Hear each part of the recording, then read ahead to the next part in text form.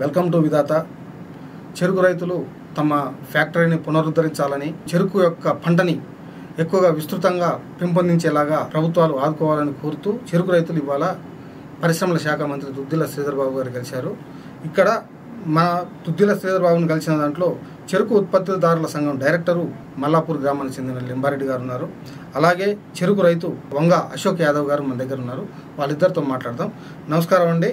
అశోక్ యాదవ్ గారు, మంత్రి గారు మీరు కలిశారు.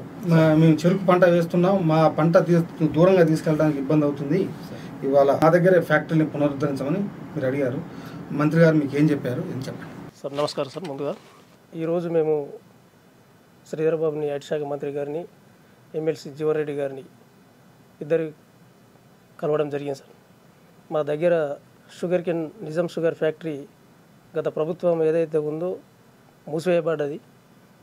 అక్కడ రైతులు వరి వేస్తే ఊరన్న గత ప్రభుత్వంకు మేము మా దగ్గర ఉన్న ఫ్యాక్టరీ పరిశ్రమ ఏకైక పరిశ్రమ ఉత్తర తెలంగాణలో అటువంటి 3 పరిశ్రమలతో సహా మా దగ్గరది కూడా పెద్దదే, ఉమ్మడి కర్నూలు జిల్లాలో ఏకైక పరిశ్రమ అది. దాన్ని మూయడం వల్ల రైతులు బాగా ఇబ్బంది పడ్డారు. ఇప్పటికి కూడా తిప్పలు అవుతుంది సార్. వరి సరైనది లేదు, మొక్కజొన్న కొనుగోలు లేదు, పసుపు రేటు లేక. అయితే గత కొద్ది సంవత్సరాల నుంచి మేము దాని మీద ధర్నాలు కానీ రాస్తారోకోలు కానీ చేయడం జరిగింది. మాకు అప్పుడు అక్కడ ప్రాంతంలో కూడా మాజీ ఎమ్మెల్యే కుమ్రెడ్డి రాములు గారు దీనికి రైతు అనుబంధంగా కూడా ముందుండి నడిపించిండు. రైతు నాయకత్వం కూడా బలోపేతం చేసుకున్నాం మేము. ఈ ప్రభుత్వం వచ్చిన తర్వాత రేవంత్ రెడ్డి గారు హామీ ఇవ్వడం జరిగింది. షుగర్ ఫ్యాక్టరీ దగ్గర పాదయాత్ర భాగంగా కూడా షుగర్ ఫ్యాక్టరీ దగ్గర కూడా రేవంత్ రెడ్డి గారు రావడం జరిగింది. దీన్ని ఎట్టి పరిస్థితుల్లో కాంగ్రెస్ ప్రభుత్వం వచ్చిన తర్వాత వెంటనే షుగర్ కేన్ తిరిగి ప్రారంభిస్తాం, రైతులు అధైర్యపడద్దు, చాలా గొప్ప నిర్ణయం మాట ఇచ్చేసిండు. అనుకున్నట్టు విధానంగానే ప్రభుత్వం ఏర్పడింది. వెంటనే రేవంత్ రెడ్డి గారు కూడా హామీ ఇవ్వడం జరిగింది. షుగర్ కేన్ విషయంలో శాసన మండలంలో జీవన్ రెడ్డి గారు పెద్దలు దాని విషయమే లేవనెత్తగానే రేవంత్ రెడ్డి గారు, ముఖ్యమంత్రి గారు సానుకూలంగా స్పందిస్తూ కంపల్సరీ ప్రారంభిస్తామని చెప్పేసి చెప్పడం జరిగింది. వారికి ధన్యవాదాలు సార్. అయితే దాని మీద కమిటీ వేయడం వలన కమిటీ సభ్యులు ఎవరైతే చైర్మన్గా శ్రీధర్ బాబు గారు, ఐటీ శాఖ మంత్రి వర్యులు, ఈరోజు మేము రైతు నాయకులం హర్షం వ్యక్తం చేస్తూ వారికి కృతజ్ఞతలు తెలుపుతూ, ప్రభుత్వానికి కానీ రేవంత్ రెడ్డి గారికి, జీవన్ రెడ్డి గారికి కృతజ్ఞతలు తెలుపుతూ వారిని కలిసి సార్ మరి ఏదైతే మరి ఫ్యాక్టరీ మీరు మాట ఇచ్చారు, ఈ అసెంబ్లీలో ఏదైనా బడ్జెట్ విషయం కానీ లేకపోతే ఇంకోటి ఇస్తే ఇంకొద్ది ధైర్యంగా ఉంటుందన్న విషయం మేము వారికి తెలపడం జరిగింది. వారు కూడా సానుకూలంగా స్పందించారు.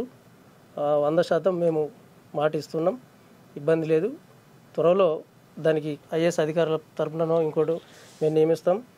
అది ఎట్లా టెక్నాలజీ ఏ విధంగా ఏం కదా, పాతది ఏమన్నా నడుస్తుందా నడదా, దాని మీద విచారణ వారి సూచనల మేరకు మేము విన్నాం. వారికి, ముఖ్యమంత్రి గారికి కృతజ్ఞతలు తెలుపుతూ మా రైతుల తరపున ఈరోజు వచ్చిన విషయం అయితే మాకు కొద్దిగా హ్యాపీగా అనిపించింది. రైతుల పక్షాన మాత్రం ఈ ప్రభుత్వము రైతుల ప్రభుత్వంగా మేము భావిస్తూ ప్రారంభించి షుగర్ ఫ్యాక్టరీని, నిజాం షుగర్ ఫ్యాక్టరీని నడపడం వల్ల రైతులకు కానీ, అటు కార్మికులకు కానీ, కర్షకులకు కానీ ఎంతో మేలు చేసినట్టు అవుతుందని చెప్పేసి మేము హర్షం వ్యక్తం చేస్తాం. గత 9 సంవత్సరాలుగా మా నిజాం షుగర్స్ మూతబడిన తర్వాత అక్కడి చెరుకు రైతులు అంతా ఇంత కాదు, అప్పటిదప్పట్లో పండించిన చెరుకును కూడా ఈ ఫ్యాక్టరీని మేము మూసివేస్తున్నామన్న కారణంగా ఎటు దిక్కుతోచని పరిస్థితుల్లో గాయత్రి షుగర్స్ మాకు ఒక ఆశాదీపంలా కనబడింది. అప్పుడు గాయత్రి షుగర్స్ మేనేజ్మెంట్ కూడా అక్కడికి వచ్చి మేము తీసుకుంటాం అననే మాట ఇచ్చిన తర్వాత మేము అందరం కూడా గాయత్రి షుగర్స్కి మేము పంపించాం. చాలా కష్టంతో, చాలా ఇబ్బందులతో కూడుకున్నటువంటి విపత్కర పరిస్థితుల్లో కూడా మేము గాయత్రి షుగర్స్కి మేము సప్లై చేసినాం. అప్పటి నుండి కూడా ఇప్పటికి కూడా గాయత్రి షుగర్స్కే మేము చెరుకును సప్లై చేస్తున్నాం. అయితే ఈ 9 సంవత్సరాలుగా అప్పుడు పరిపాలించినటువంటి టీఆర్ఎస్ ప్రభుత్వంపై మూసివేసిన కారణంగా మేము చేయని ఉద్యమాలు లేవు. ఆ ఉద్యమాల ద్వారా ప్రభుత్వానికి కనువిప్పు కలగాలని మేము ఎన్నిసార్లు చేసినా మా ఉద్యమాన్ని వాళ్ళు అంచివేసే దిశగా ఎన్నో కుట్రలు కుతంత్రాలు చేసి మేము అక్కడికి ఏ పెద్ద నాయకుడు వచ్చినా మమ్మల్ని నిర్బంధించే పనిలో ఉన్నారు.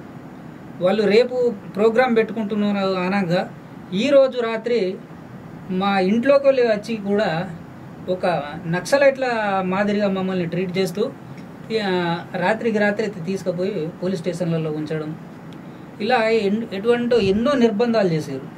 అయినా కూడా మేము ఈ ఉద్యమాన్ని ఇంకా ముందుకు తీసుకెళ్లాలనే ఉద్దేశంతో కూడా చాలా వరకు మేము ఉద్యమంలో సక్సెస్ అయినాము. జాతీయ స్థాయి మీడియా కూడా మేము చెప్పి రాహుల్ గాంధీ గారి జోడో యాత్రలో కూడా రాహుల్ గాంధీ గారికి కూడా మేము విన్నవించడం జరిగింది.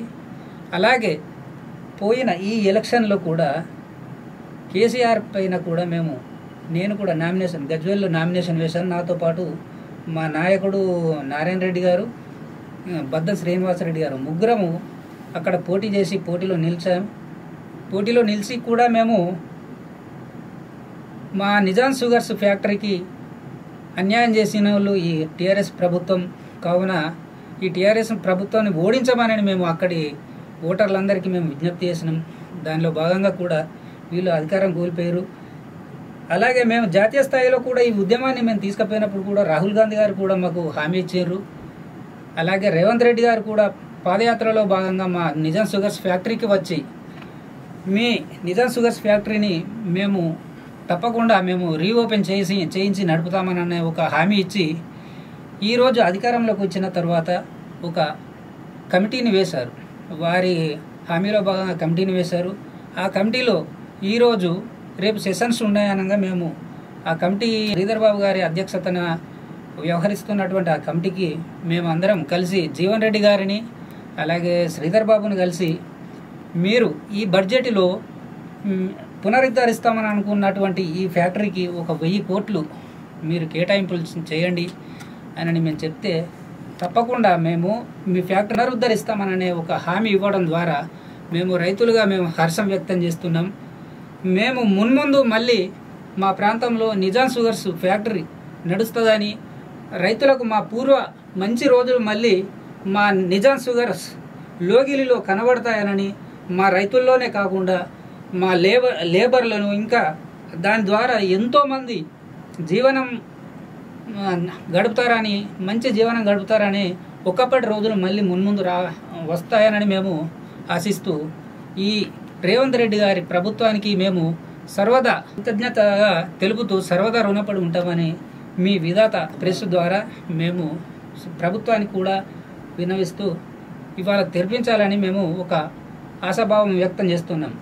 థ్యాంక్ యూ అండి.